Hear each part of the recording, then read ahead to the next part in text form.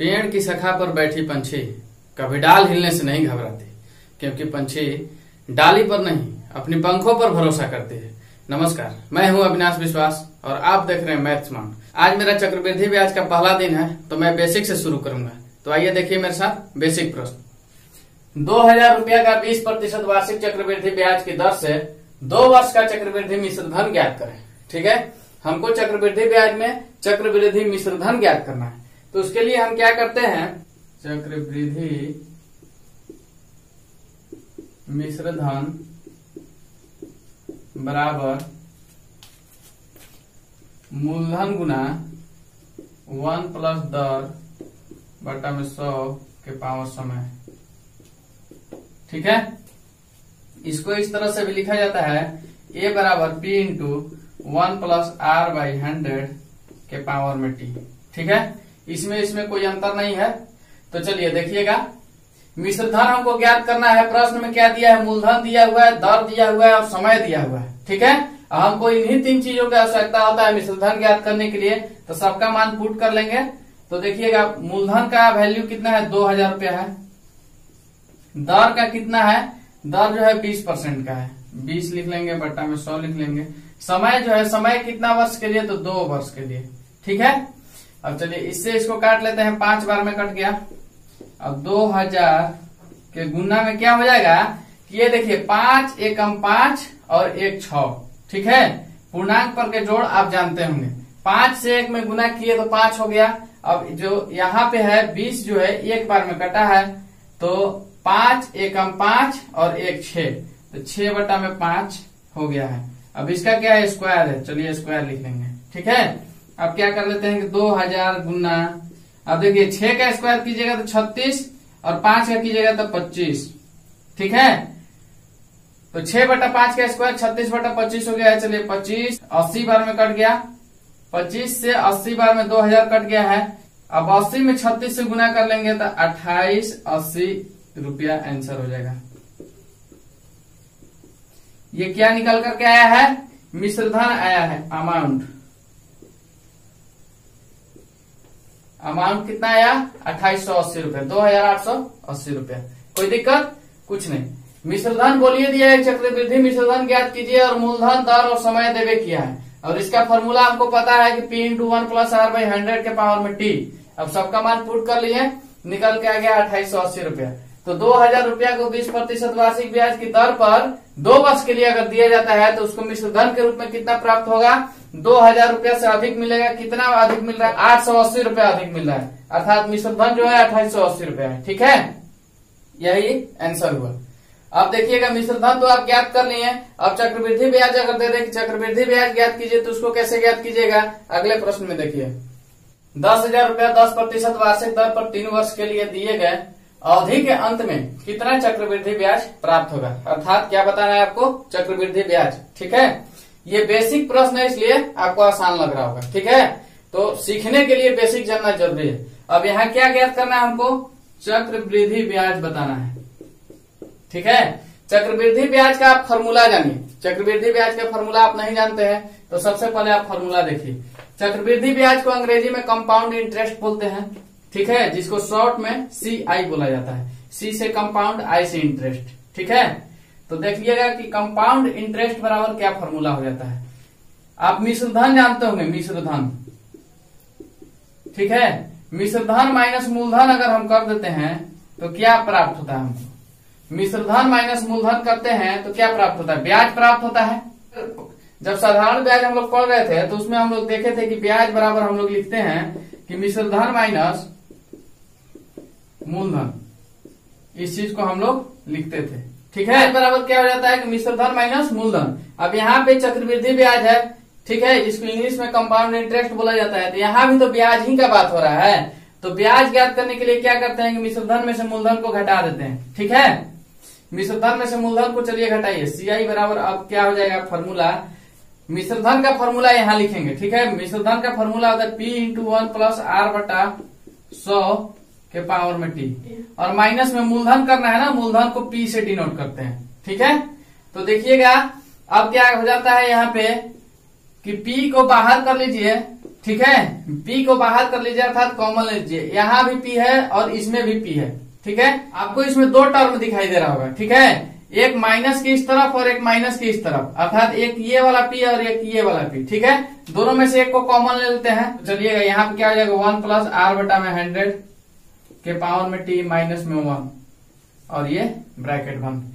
ये माइनस में 1 कहां से है, इस P को यदि हम इस P को अगर हम कॉमन ले लेते हैं, ठीक है, तो यहाँ पे क्या बच जाता है, 1 बच जाता है। यहां से भी P को लिया गया है तो क्या बच जाता है, 1 बच जाता है। लेकिन 1 से 1 प्लस आर बाई 100 में गुना करने पर कोई फर्क नहीं पड़ता है, इसीलिए यहाँ पे 1 लिखना हमको जरूरी नहीं है, लेकिन यहाँ 1 लिखना जरूरी है। तो ये हो गया आपका चक्रवृद्धि ब्याज का फॉर्मूला, ठीक है। तो देखिएगा चक्रवृद्धि ब्याज हम कैसे ज्ञात कर लेंगे, फॉर्मूला के हिसाब से पुट कर लीजिए। अब चलिए P into 1 plus R by 100 के पावर T माइनस 1, इसका वैल्यू हम पुट करते हैं। देख लीजिए प्रश्न में P दिया हुआ है, R दिया हुआ है, T दिया हुआ है, ठीक है। चक्रवृद्धि ब्याज ज्ञात करना है तो CI बराबर हम क्या कर लेंगे, P की जगह कितना है, 10,000 रुपया है, 10,000 रुपया हो गया। अच्छा 1 प्लस R की जगह कितना है 10%, R की जगह कितना है 10%, 10 बटा 100 कर लेंगे। कितना समय के लिए दिया जा रहा है, 3 वर्ष के लिए, 3 लिख लेंगे। और माइनस में क्या 1 बंद कर लीजिए, ठीक है। अब इस 0 से 0 को काट लेते हैं तो 1 बटा में 10 हो गया, तो 10 से 1 में गुना कर लीजिए, 10 से कम 10 और 1 को जोड़ लीजिए तो 11 बटा में 10 हो गया।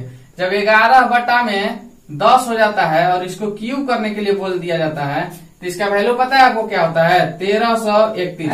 और 10 को 10 गुना 10 गुना 10 इस तरह से कीजिएगा तो 1000 हमको मिलेगा, ठीक है। तो यहाँ पे लिख लीजिए 10,000, ठीक है। अब क्या कर लेंगे कि यहाँ पे क्या हो गया, 11 बटा 10 का क्यूब किए हैं तो 1331 और बटा में 1000 और माइनस में 1, कौन सा, ये वाला 1, ये वाला 1 यहाँ पे, ठीक है। तो अब क्या कर लेंगे कि 10,000 गुना में 3 वाला घटाव आपको आता होगा, ठीक है। तो 1331 में से 1000 घट जाएगा तो कितना हो जाएगा, 331 बटा 1000, ठीक है। यहाँ पे अगर किसी को दिक्कत होता है आप भिन्न वाला घटाव बना कर देख सकते हैं। चलिए मैं ही बना देता हूँ। 1331 यहाँ देखिए 1331 बटा 1000 है और माइनस में 1 है, ठीक है। तो इसको घटाव के लिए क्या करते हैं, अब चलिए बटा में कुछ नहीं तो मान लेते हैं 1, इसका एलसीएम ले लिए तो 1000 हो गया। तो 1331 में से 1000 घट जाता है तो 331 हो जाता है और बटा में 1000, ठीक है। 331 बटा 1000, तो वही चीज यहाँ पे हम लिख रहे हैं। इस चलिए इस 3 जीरो से 3 जीरो को यहाँ पे काट लीजिए। अब कितना बचा हुआ है, यहाँ पे 10 बचा हुआ है, यहाँ पे 331। तो आंसर कितना हो जाएगा, 331 में 10 से गुना कर लीजिएगा तो 3310 रुपया हो जाएगा, 3310 रुपया। यही हमारा आंसर हो गया। क्या निकल कर आया है, चक्रवृद्धि ब्याज, चक्रवृद्धि ब्याज, ठीक है। तो हमको पता चला कि 10,000 रुपया को 10% वार्षिक दर पर 3 वर्ष के लिए अगर किसी को हम देते हैं, ठीक है, तो हमको चक्रवृद्धि ब्याज के रूप में कितना मिल जाएगा, 3,310 रुपया। चक्रवृद्धि ब्याज के रूप में ये मिल रहा है 3,310 रुपया। सिर्फ इसका ब्याज हुआ, ये जो है सिर्फ ब्याज है। अगर इस पैसा को 10,000 पर जोड़ देते हैं तो कितना हो जाएगा, 13,310 रुपया हो जाएगा। अगर इस पैसा को इस पर जोड़ देते हैं तो कुल पैसा कितना हो जाएगा, 13,310 रुपया। लेकिन हमको सिर्फ चक्रवृद्धि ब्याज बताना था, इसलिए चक्रवृद्धि ब्याज बराबर आपको पता चला कि 3,310 रुपया होगा। यही आंसर है, ठीक है। एक धन का 10% वार्षिक ब्याज की दर से चक्रवृद्धि मिश्र धन 6655 रुपया हो जाता है। वह धन ज्ञात कीजिए यदि धन 3 वर्ष तक ब्याज पर रहा हो, ठीक है। अभी तक हम लोग चक्रवृद्धि मिश्र धन ज्ञात करना सीखे, चक्रवृद्धि ब्याज ज्ञात करना सीखे, और अब जो है चक्रवृद्धि ब्याज में मूलधन ज्ञात करने के लिए हम सीखेंगे, ठीक है। आइए देखिए प्रश्न में क्या क्या दिया हुआ है, इस चीज को देखिएगा। दर दिया हुआ है, मिश्रधन दिया हुआ है और समय दिया हुआ है। हमको मूलधन बताना है। यदि मिश्रधन दिया हुआ है, ठीक है, तो हम कौन सा फॉर्मूला लगाएंगे, ए बराबर P into 1 plus R by 100 के पावर में T, ठीक है।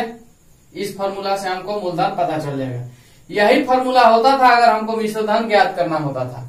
अगर आप मान लीजिए कि इसमें मूलधन दिया होता और हमसे मिश्रधन ज्ञात करने के लिए बोल देता तो इसी फॉर्मूला का यूज करते थे हम, ठीक है। लेकिन यहाँ पे मूलधन ना दे करके मिश्रधन दिया हुआ है, मिश्रधन दिया है, मूलधन नहीं दिया हुआ है, ठीक है। तो इसी फॉर्मूला का यूज करते हैं। अब मिश्रधन प्रश्न में दिया हुआ है तो मिश्रधन का वैल्यू पुट कर लेंगे।